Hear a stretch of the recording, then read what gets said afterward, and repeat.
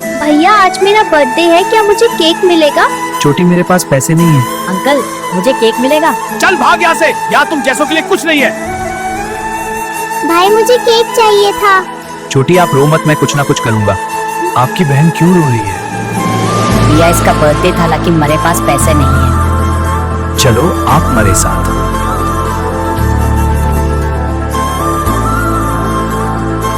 Uncle इनको एक cake दीजिए। शुक्रिया भैया, और आप लोग मेरे बहन के लिए कमेंट में हैप्पी बर्थडे लिखो।